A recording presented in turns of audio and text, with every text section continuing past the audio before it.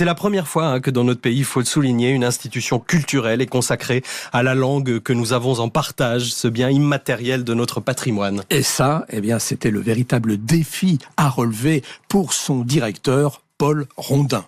C'est exactement toute la problématique et à la fois la folie et l'aventure passionnante de ce lieu. C'est précisément comment un sujet immatériel se visite. Comment fait-on visiter? Comment fait-on comprendre, appréhender? Comment fait-on jouer avec cette chose immatérielle et en même temps qui nous constitue intimement, qui constitue notre environnement quotidien, de la naissance à la mort, qui est la langue, notre langue. Le terme important, c'est l'incarnation. Parce qu'en effet, au-delà d'un parcours qui se voit, de ce que j'aime à appeler une fête foraine du français, une fête foraine de la langue, des manèges de mots, parce que c'est très ludique, c'est très plaisant, c'est très jouissif, tout en étant extrêmement sérieux, on arrive à simplement prendre du plaisir à la langue. C'est assez inimaginable, il y a encore quelques années, de penser qu'on pourrait un jour entrer dans un château de la Renaissance qui nous apparaît, n'oublions jamais ça, il nous apparaît après 500 ans de disparition, et qu'on pourrait jouer avec la langue à l'intérieur de ce château. Donc ce sont les dispositifs d'aujourd'hui, c'est l'immersion totale, ce sont les sons, ce sont les images, ce sont des jeux à portée d'enfant, des manipulations, ça se manipule la langue. Non seulement c'est charnel, mais c'est aussi, ce sont des objets, la langue. Paul Rondin, le directeur de la Cité internationale de la langue française. Alors justement, Bernard, comment jouer avec la langue française? Comment la rendre attractive, interactive? En visitant le parcours qui lui est consacré. C'est un formidable voyage à l'intérieur du français. C'est unique au monde, 15 salles, 150 objets, œuvres et documents, et plus d'une cinquantaine d'animations visuelles et sonores. Alors pour y accéder, suivez-moi, on traverse d'abord l'impressionnante cour des offices du château. On pénètre ensuite dans l'ancienne cour du jeu de paume, désormais couverte d'une grande verrière et de son ciel lexical. Ça mérite explication, ciel lexical. Ce sont 90 mots suspendus à cette verrière, des lettres comme ça géantes, c'est vraiment très beau, le rendu est spectaculaire, et des mots qui reflètent la variété du français.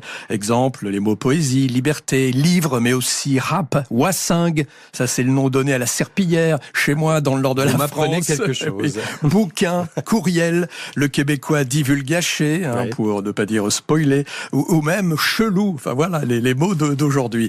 Et puis alors, une fois dans cette cour, on emprunte ensuite l'escalier du roi, toujours en compagnie de Xavier Bailly. Avec ce contraste entre des murs dénués de tout décor, coiffés par cette voûte surbaissée, dont la treille végétale abrite quelques 132 caissons sculptés en assez fort relief, et tout à la gloire du souverain, François Ier, pour atteindre ses appartements.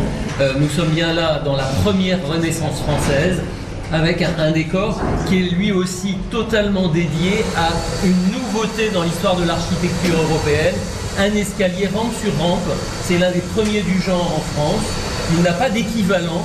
Et vous allez en mesurer le contraste entre la partie que vous allez monter, qui est bien sûr celle qui vous amène du sol vers le repos, et passer le repos, vous allez atteindre les appartements du roi, et vous pourrez constater que la voûte s'envole, puisque nous allons atteindre l'étage noble dédié là aux appartements du roi et de la reine.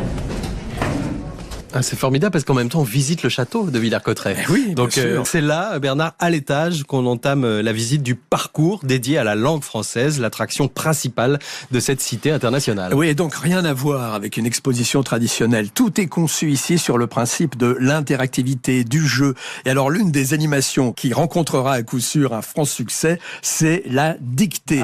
Deux comédiens belges et anciens profs de français, Jérôme Piron et Arnaud Hout, ils sont formidables. Ils tournent d'ailleurs en spectacle en permanence en France, en Belgique. Ils ont conçu justement ce spectacle autour de l'orthographe. Ça s'appelle la convivialité et ils vous font jouer par vidéo interposée. Il y a des gens. Salut. On se met là? On se met là. Ok, c'est parti. On vous propose de nous rejoindre pour venir faire une dictée. Oui, approchez. Alors c'est quand la dernière fois que vous avez fait une dictée? Et toi, c'est quand la dernière fois que t'as fait une dictée? Moi? Ça doit être au siècle passé. Ah ouais, t'es vieux en fait. Ouais, je sais, ça se voit pas. Donc le principe, c'est que vous vous rapprochiez et on va ensemble faire une dictée. Oui, oui, on va faire une dictée au musée. Oui, je sais, c'est surprenant, mais rassurez-vous, ce ne sera pas douloureux. Allez, approchez, approchez. Il faut venir avec un stylo et du papier alors? Non, tout se passe Sur par écran. écran interposé. En fait, on se place devant l'écran et puis vous allez entendre avec la suite. Il suffit de choisir un côté ou l'autre face à l'écran. Ils sont vraiment très drôles. Allez, on suit leurs instructions. Alors, est-ce que tout le monde est prêt? On va vous dicter un court texte qui va apparaître à l'écran et on va vous demander comment s'écrivent certains mots. Allons-y. Nous arrivons au milieu du parcours. Elle sent, sans su, sucer son sang, sans s'en rendre compte. Quand tu te fais sucer par sans sensu, sans t'en rendre compte. Alors, comment s'écrit le numéro 1? Elle sent, sans censure.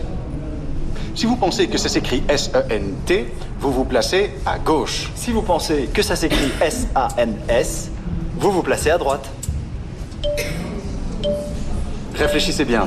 Il y a peut-être un piège. Ou alors il n'y a pas de piège. Tiens, je crois qu'il y a encore des gens au milieu. Oui, les indécis, moi ça m'en fout. hein. C'est dingue.